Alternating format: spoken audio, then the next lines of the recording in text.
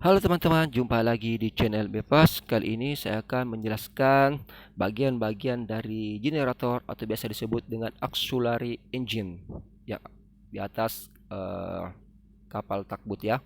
Di sini bisa dilihat kapasitasnya ini 32 kW. Ini dia tampaknya. Oke. Dan ini setelah saya bongkar ya. Uh, jadi saya sudah pisahkan bagian-bagian terpenting pada generator ini ya. Oke. Nah, di sini bisa pastikan kembali ya. Kita lihat speknya. Samakan sebelum kita bongkar. Mungkin kurang jelas karena cahaya matahari. Oke, langsung saja.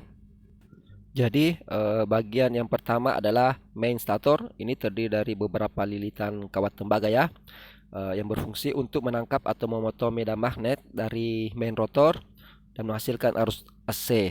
Di sini terdiri dari 3 output ya, yaitu bagian yang menuju ke beban, dan yang ketiga ini yang sebelahnya lagi sebagai sensing yang menuju AVR. Di sini saya menggunakan 2 karena sensingnya itu satu fasa aja ya. Kalau 3 fasa kita menggunakan 3. Kalau sensingnya AVR 3 fasa ya. Selanjutnya bagian kedua adalah main rotor atau bagian yang bergerak. Di sini sebenarnya terdiri juga dari beberapa lilitan ya. Di sini berfungsi sebagai penghasil medan magnet. Oke, lanjut bagian ketiga yaitu exciter field rotor. Ini menyatu dengan main rotor ya. Dia juga ikut berputar dan terdiri dari beberapa lilitan juga ya, yang berfungsi untuk mengubah medan magnet dari exciter stator menjadi listrik dalam bentuk AC. Nanti saya perlihatkan exciter statornya ya. Di sini terdiri dari di dalamnya ini ada yang namanya dioda rectifier. Terdiri dari 3 dioda plus dan 3 dioda minus ya. Bisa dilihat ini, dan berfungsi untuk mengubah listrik AC menjadi DC.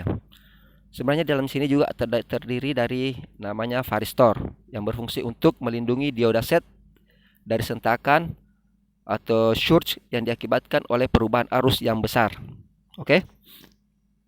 Lanjut ke bagian yang keempat yaitu exciter field stator.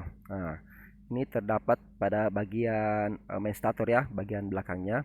Di sini ada dua kabel ini menuju ke AVR.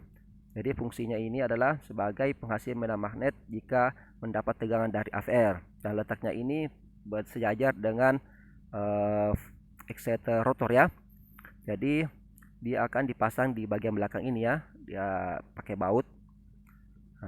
Dan exciter field stator ini terdiri juga dari beberapa lilitan ya, sehingga ada output yang keluar ya, dua kabel itu tadi.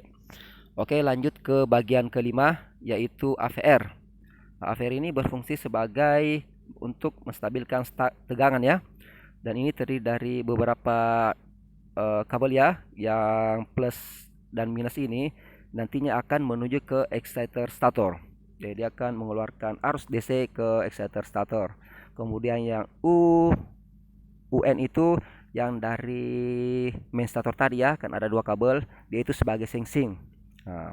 Sensing dari stator ya, menghasilkan tegangan sekitar 220 tegangan AC ya. Oke, nanti saya akan jelaskan nanti prinsip kerjanya supaya lebih dipahami. Oke, itu dia penjelasannya.